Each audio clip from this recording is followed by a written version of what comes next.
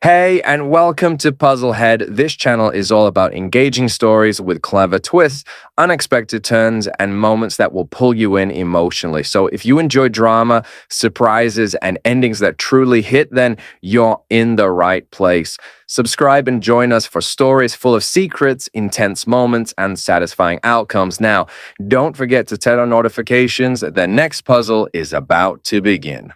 The fork clattered against my plate like a gunshot in the sudden silence. Every eye at the table turned to stare at me, but I wasn't looking back. I was done looking. Even homeless people will have more worth than you, Kevin said, my own brother, as he carved off another thick slice of the roast I'd bought, cooked, and served. The words hung in the air like smoke from a house fire. Then the laughter started. Mom wiped tears from her eyes, actually crying from how funny she found it. My sister Sarah nearly choked on her wine. Even my 17-year-old niece Emma was recording it on her phone, probably already composing the TikTok caption about her loser uncle. I set down my fork. The sound seemed impossibly loud in my own ears, but nobody else noticed. They were too busy enjoying the show. Nathan's face, Sarah gasped between giggles. Oh my God, Kevin, you're terrible. Just being honest, Kevin shrugged, stabbing another piece of meat. When's the last time you contributed anything meaningful to this family? Hell, when's the last time you contributed anything to society? More laughter. I stood up slowly, my chair scraping against the hardwood floor of my own dining room. Still, nobody paid attention. They were too caught up in the comedy of my existence. I walked to the kitchen, past the pile of grocery receipts on the counter. $437 for this meal. Prime rib, organic vegetables, the good wine Sarah liked, the craft beer Kevin preferred, the fancy sparkling cider for Emma since she was underage. All of it purchased by the worthless man. Where's he going? I heard Mom ask. Probably to sulk in his room like always, Kevin replied. Jesus, Nathan, learn to take a joke. I grabbed my keys from the hook by the back door. My hands weren't shaking, which surprised me. I felt strangely calm, like something had just clicked into place in my mind. Nathan? Mom called. Honey, where are you going? We haven't had dessert yet. I paused at the door, my hand on the knob. For just a moment, I considered turning around, considered sitting back down and pretending the words hadn't cut as deep as they had. Considered being the good son, the reliable brother, the family ATM who never complained about the constant withdrawals.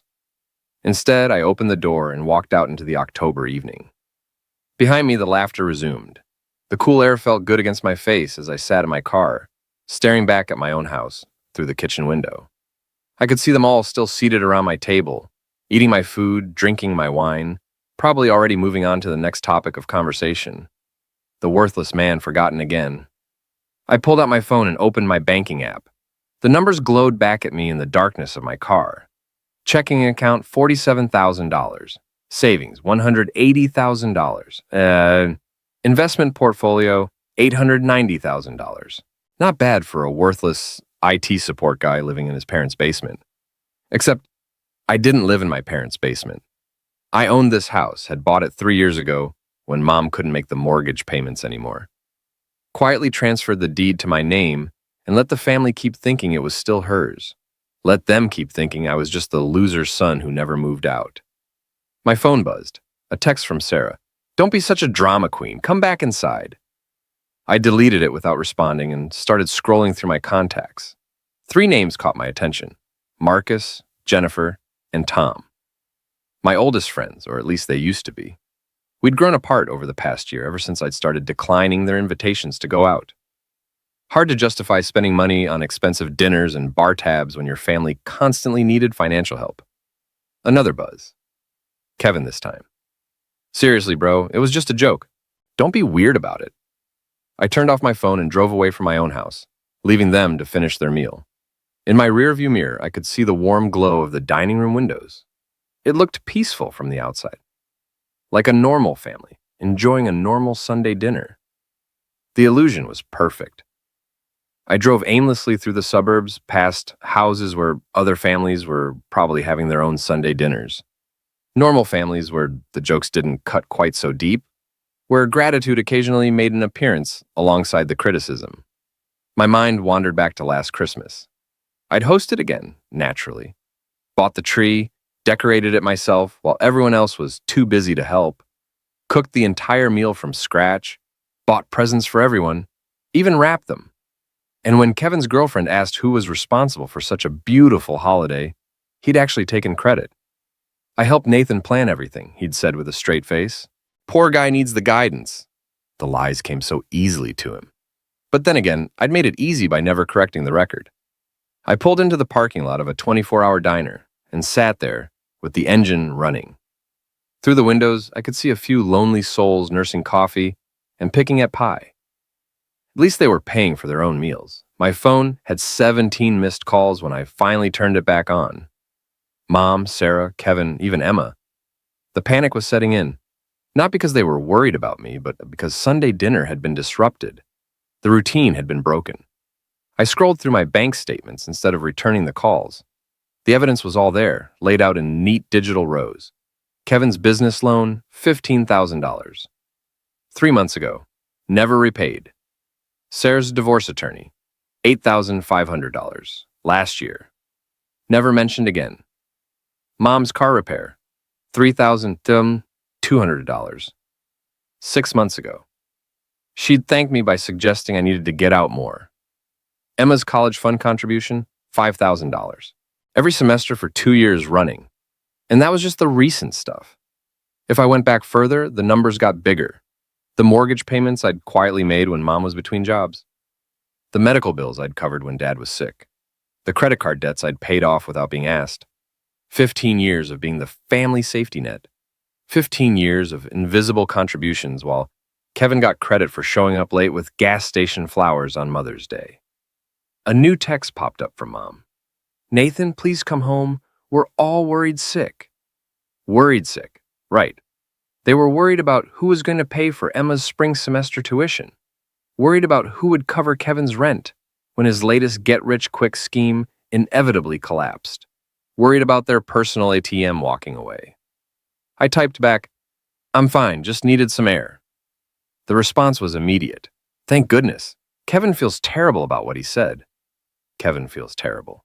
Not sorry enough to apologize directly, of course. That would require admitting he'd done something wrong. Instead, he'd let Mom play mediator while he continued eating my food and drinking my beer. Another text, this one from Sarah. "You know he didn't mean it, right? It's just Kevin being Kevin." Just Kevin being Kevin. The universal family excuse for his behavior. Kevin being Kevin when he borrowed money he never repaid. Kevin being Kevin when he showed up to family events empty-handed and left with leftovers. Kevin being Kevin when he took credit for my efforts and blamed me for his failures. I started typing a response, then deleted it. Then typed another one and deleted that too. What was the point? They'd already decided I was the problem. The dramatic one. The oversensitive one who couldn't take a joke. But it wasn't a joke, was it? It was the truth as they saw it. After 15 years of quietly supporting them, they genuinely believed I was worthless. The money I'd given them was invisible. The sacrifices I'd made were forgotten. All they saw was the quiet guy who worked in IT and didn't have a flashy social life. I drove home slowly, dreading the inevitable confrontation. The house was still lit up when I pulled into the driveway, which meant they were all still there. Probably planning their intervention, figuring out how to smooth things over so the gravy train could keep running on schedule. The front door opened before I could even get my keys out. Mom stood there in her best sweater, the one I'd bought her for her birthday, with her most concerned expression. "There you are," she said, pulling me into a hug that smelled like my expensive wine. "We were so worried." "I'm fine, Mom. Kevin wants to apologize." Of course he did. Now that the meal was over and he'd had time to remember that his rent was due next week, I followed her inside, where the others were arranged in the living room like an amateur therapy session. Kevin sat forward on the couch, hands clasped, practicing his best contrite expression. Sarah was scrolling through her phone, probably already bored with the drama. Emma was still recording because everything was content to her generation. "Nathan," Kevin started, "I'm sorry if what I said hurt your feelings. You know I was just messing around. Sorry if it hurt my feelings, not sorry for saying it. Sorry if I was too sensitive to handle his honesty." "It's fine," I said, because that's what they expected to hear. "See?" Kevin spread his hands. "We're good, crisis averted." But we weren't good, and the crisis was just beginning. Monday morning arrived, with the subtle violence of a hangover, even though I hadn't been drinking.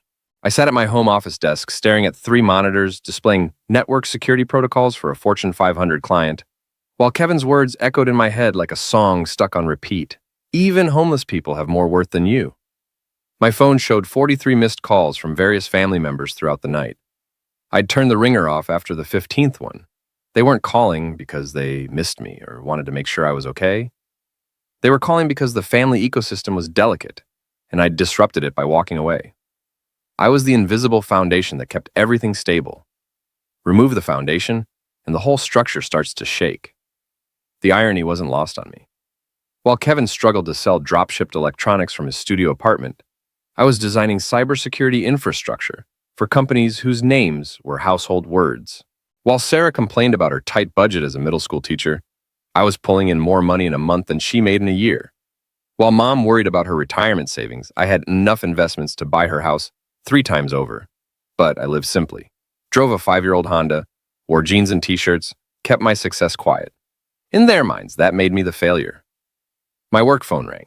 Marcus Chen, my oldest friend from college. We'd been close once before life got complicated. Nathan? Jesus, man, I've been trying to reach you for weeks. Been busy with work.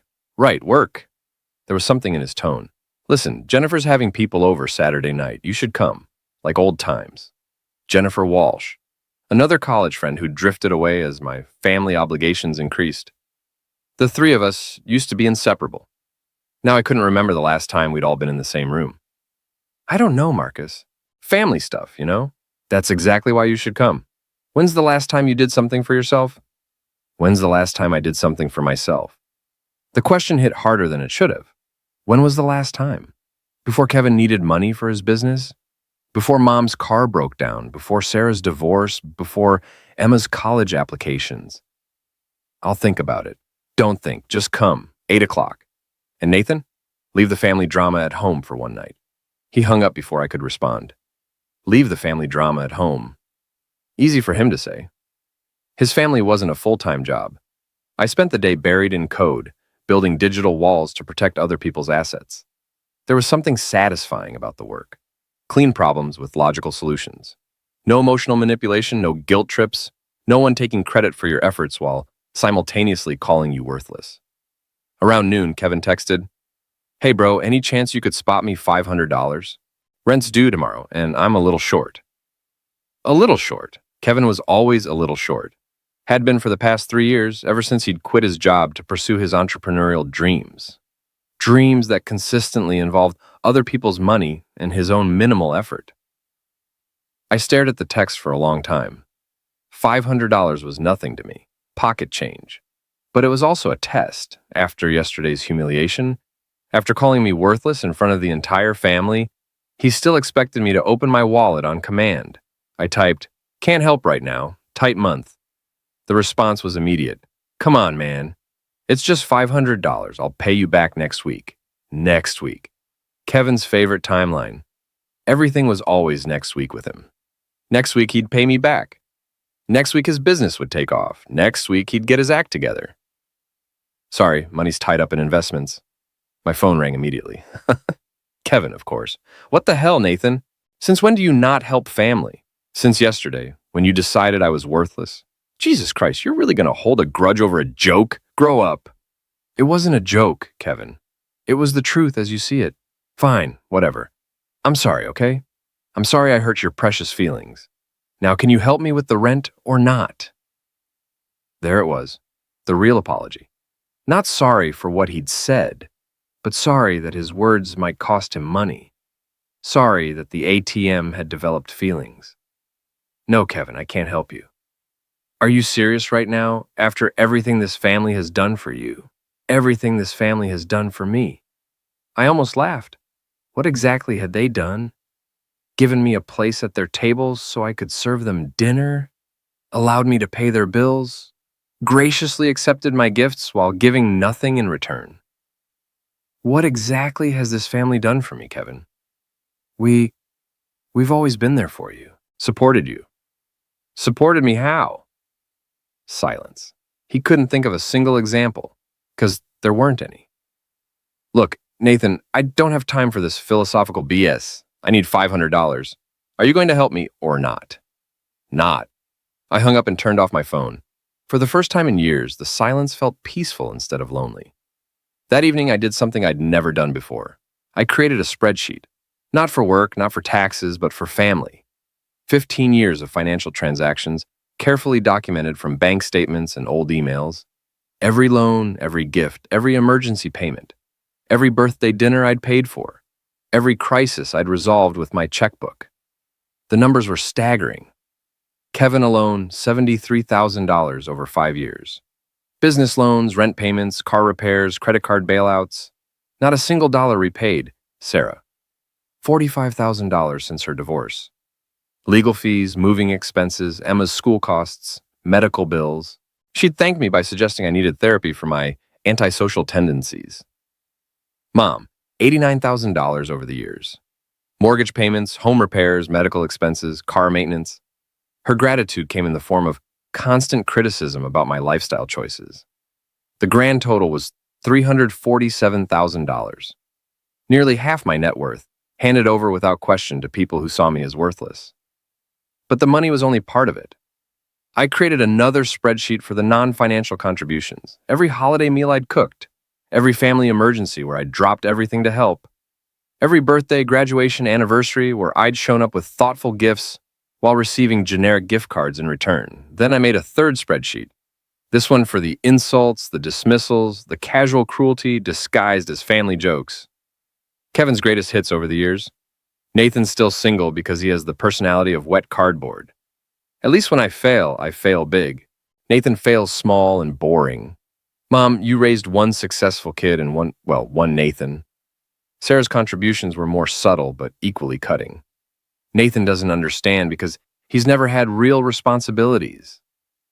It must be nice to have such a simple life. Some people are just meant to be alone. Even Mom got in her shots. I worry about Nathan. He's so isolated. Your brother has such potential, but he just won't apply himself. Nathan's always been the sensitive one. 15 years of being the family punching bag, documented in neat digital rows. 15 years of taking the hits and writing the checks. My phone buzzed with a text from Sarah. Kevin told me what happened. You're really not going to help him? I typed back, that's right. Nathan, he's family. Family helps family. Does it? When has Kevin ever helped me? That's different. You don't need help. How do you know what I need? Because you never ask for anything. There it was, the circular logic that had trapped me for years. I didn't ask for help, so I must not need it. I didn't complain, so I must be fine. I didn't demand recognition, so my contributions must not matter. Maybe I never asked because I knew no one would say yes. That's not fair, isn't it? When's the last time anyone in this family did something for me without being asked? The typing indicator appeared and disappeared several times. Sarah was struggling to find an answer because there wasn't one. Finally, we're there for you emotionally? Emotionally? Right. They were there to mock my career, criticize my social life, and laugh at jokes about my worthlessness. Such emotional support. I need some space, Sarah. How much space? I looked at my spreadsheets, at the cold, hard evidence of 15 years of one-sided relationships. How much space did I need? How much distance was required to break free from a family that saw me as an ATM with anxiety issues? I don't know yet. I closed my laptop and walked to the kitchen, where the dirty dishes from yesterday's dinner were still piled in the sink.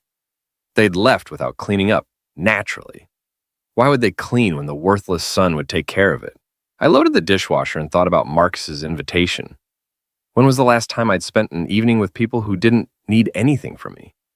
People who might actually enjoy my company, instead of just tolerating it while waiting for the next handout.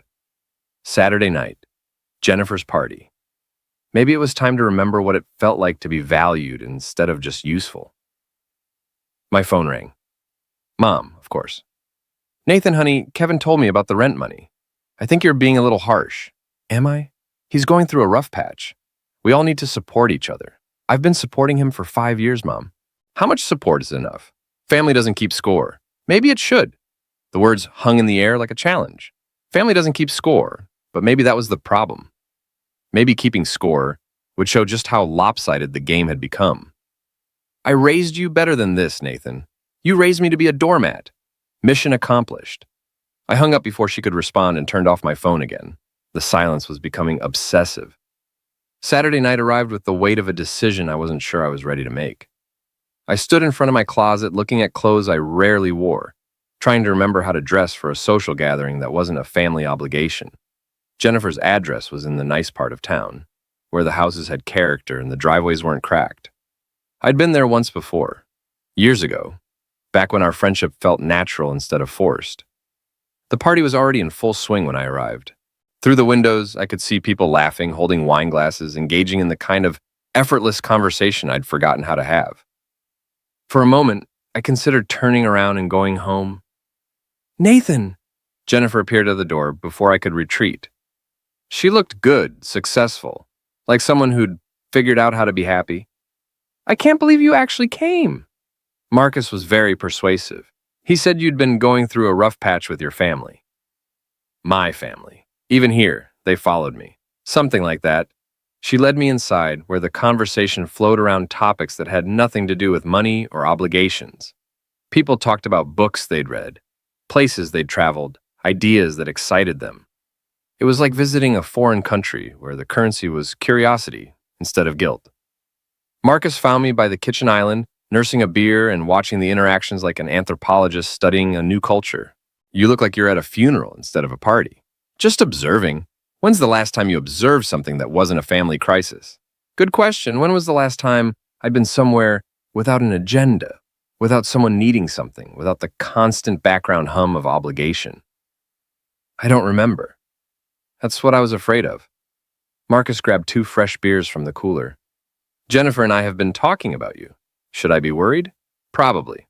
We think your family is sucking the life out of you. The directness caught me off guard. In my family, problems were discussed in code, wrapped in layers of passive-aggressive politeness. No one ever said what they actually meant. It's complicated, is it? Seems pretty simple from the outside. They take, you give. They complain, you apologize. They mock you, you come back for more. They're family. So what? Hitler was someone's family too. I almost smiled. Did you just compare my brother to Hitler? If the jackboot fits? Marcus took a long drink. Look, Nathan, I've known you since college. You used to be fun. You used to have opinions about things that didn't involve other people's problems. What happened to that guy? What happened to that guy? He got buried under 15 years of family expectations. He got lost somewhere between Kevin's first business loan and Mom's 3rd mortgage payment. That guy didn't have responsibilities. Bees, that guy had different priorities. Across the room, Jennifer was telling a story about a disastrous client meeting, gesturing wildly with her wine glass. People were laughing, not at her, but with her, enjoying her company for its own sake. You want to know what I think? Marcus continued. I think you're obsessed with being needed. It makes you feel important even when the people who need you treat you like garbage. That's not... When's the last time someone in your family asked how you were doing? Not what you could do for them, but how you were actually doing. I opened my mouth to answer and realized I couldn't. When was the last time? Kevin called when he needed money. Sarah called when she needed advice. Mom called when she needed help. But when had any of them called just to talk? See? Marcus nodded. You can't remember because it never happens. They're going through rough times. Everyone goes through rough times, Nathan. The difference is, most people don't expect their family members to mortgage their own happiness to fix their problems. A woman I didn't recognize joined our conversation, introducing herself as Amy, one of Jennifer's coworkers. She was pretty in an understated way, with intelligent eyes and a smile that seemed genuine. Are you the famous Nathan? She asked. Jennifer's been trying to get you to come to these parties for months. Famous for what? For being the mystery friend who's too busy for fun, Marcus laughed. He's not too busy. He's too guilty. Guilty of what? Having a life outside his family's problems. Amy looked intrigued rather than judgmental. Ah, one of those families. I have a sister like that. Every conversation is a crisis. Every crisis requires my immediate attention.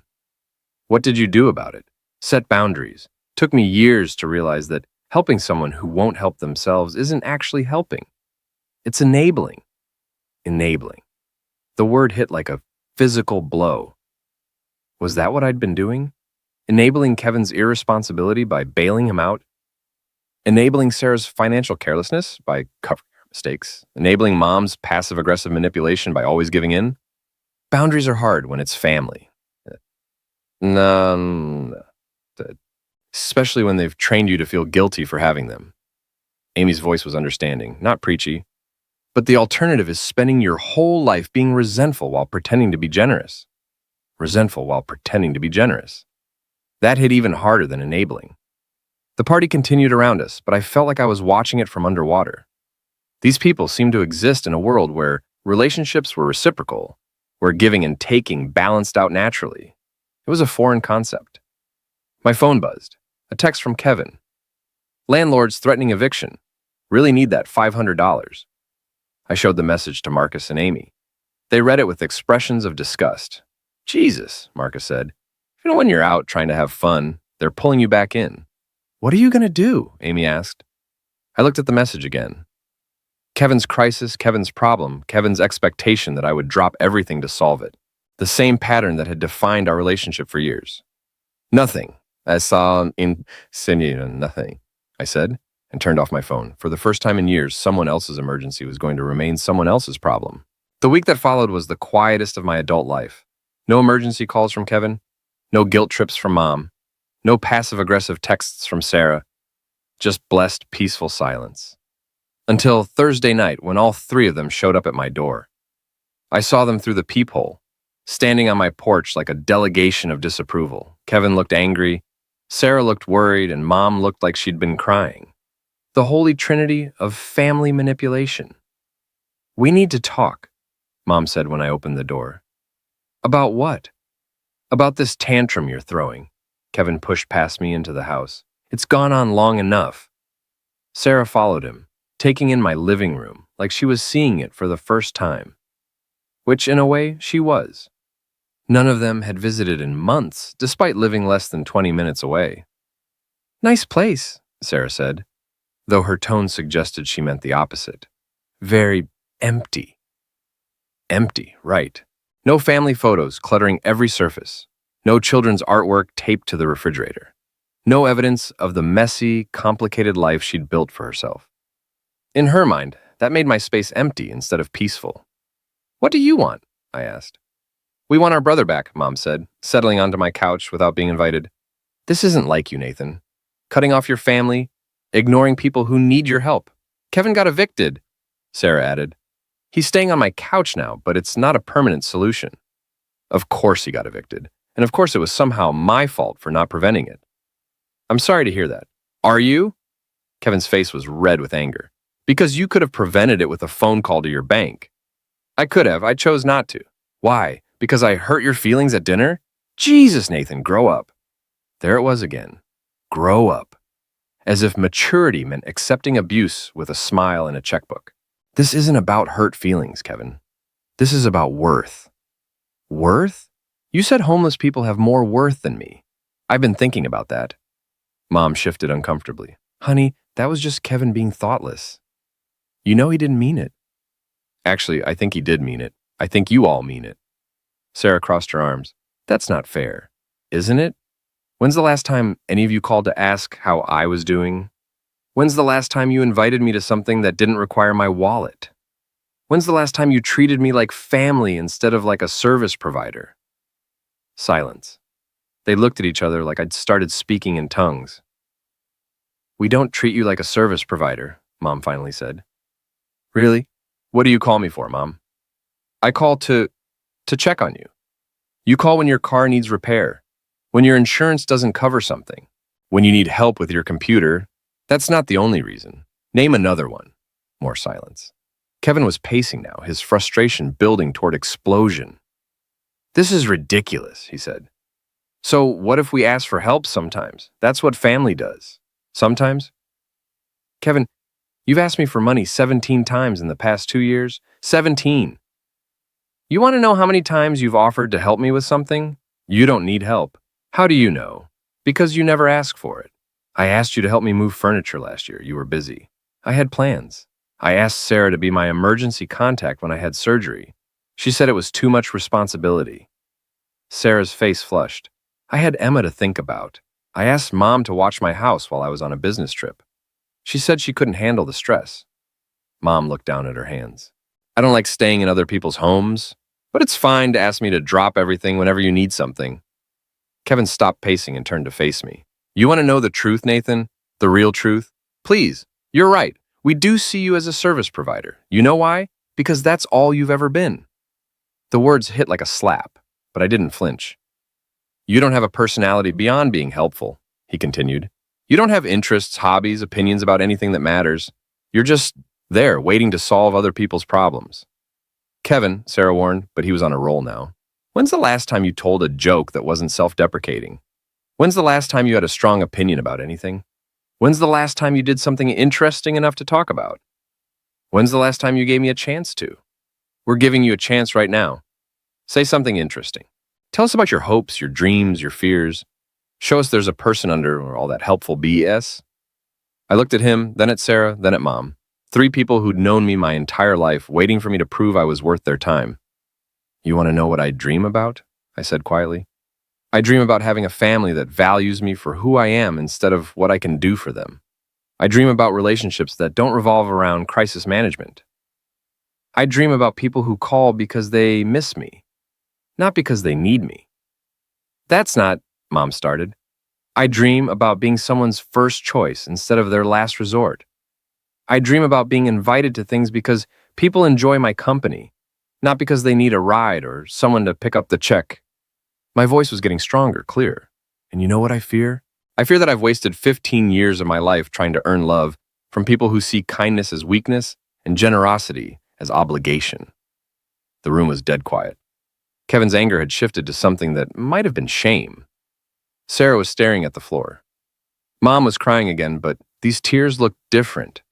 Nathan, she whispered, we do love you. No, you don't. You love what I do for you. There's a difference. I walked to the door and opened it. I think you should leave now. Nathan, please, Sarah said, let's talk about this. We just did, and you know what? Kevin was right about one thing. I have been just a service provider, but that ends now. They filed out slowly, each of them looking like they wanted to say something, but couldn't find the words. Kevin was the last to leave. You're making a mistake, he said. Family is all you have. No, Kevin. Family is all you have. I'm going to find something better. I closed the door and leaned against it, listening to their voices fade as they walked to their cars. For the first time in my adult life, I felt completely alone. And it felt like freedom. 3 months passed in blissful silence. No emergency calls, no guilt trips, no family crises that required my immediate attention and financial intervention. I started sleeping better, started eating meals without checking my phone every 5 minutes, started remembering who I used to be before I became the family ATM. Marcus and I had lunch every Friday now. Jennifer invited me to her monthly book club. Amy and I had been on 3 dates, and she actually seemed to enjoy my company for its own sake. It was a revelation. But the real revelation came when I decided to move.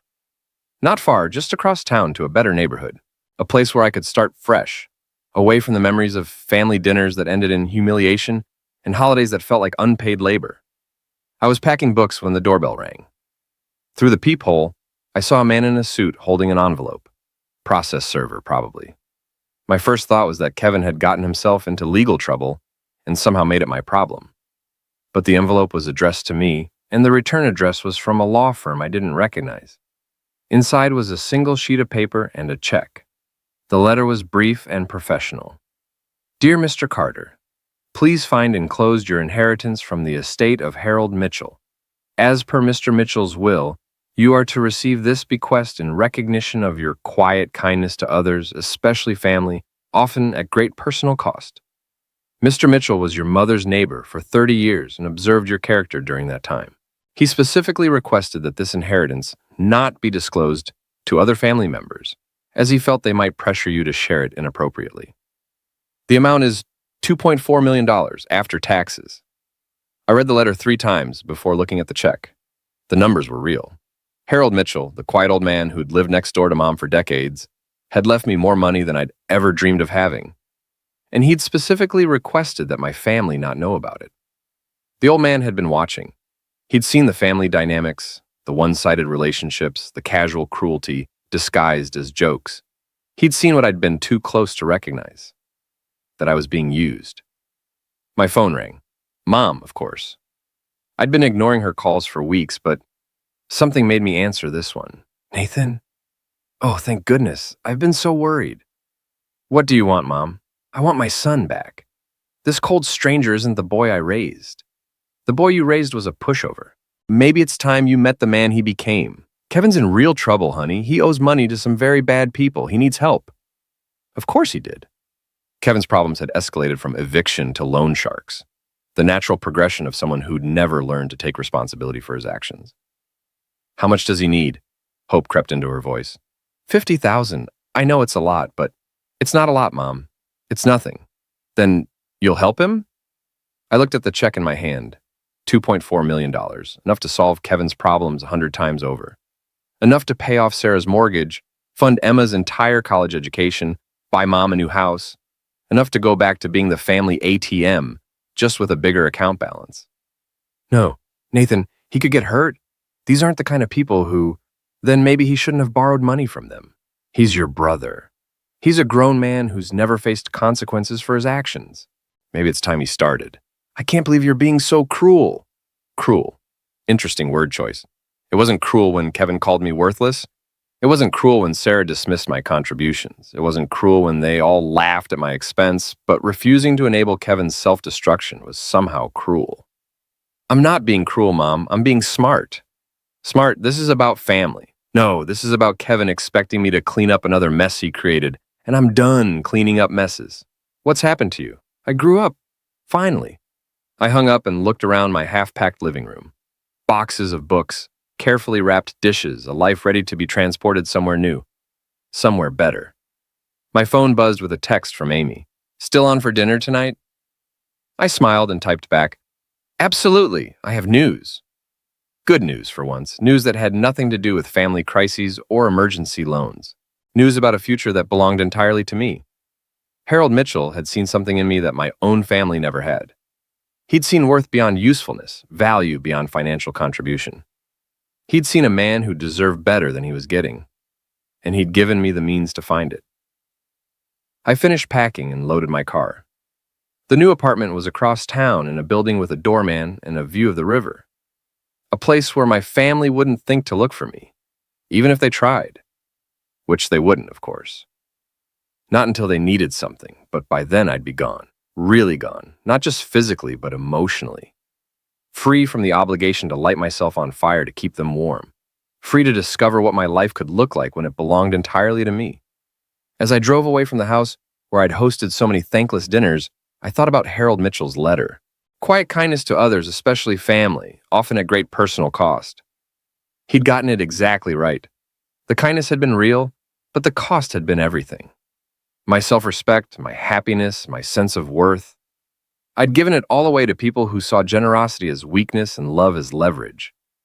But that version of Nathan Carter was gone now, packed away with the rest of my old life. The man driving toward his new apartment had learned something valuable. Sometimes the most loving thing you can do for people is refuse to enable their worst impulses, even if those people are family, especially if those people are family. The city lights blurred past my windows as I drove toward my new life, leaving the worthless man behind forever.